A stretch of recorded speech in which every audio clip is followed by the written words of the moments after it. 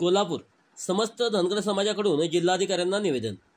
Dhangar ST आरक्षणाची अंमलबजावणी करण्यासाठी आणि जालना येथे आमरण उपोषण करणारे दीपक बोराडे यांना पाठिंबा दर्शवण्यासाठी समस्त धनगर समाज कोल्हापूर जिल्हा यांच्या वतीने जिल्हाधिकाऱ्यांना निवेदन देण्यात आले। या प्रसंगी समाजाने आरक्षणाचा प्रश्न तातडीने मार्गी लावावा अशी मागणी प्रशासनाकडे केली।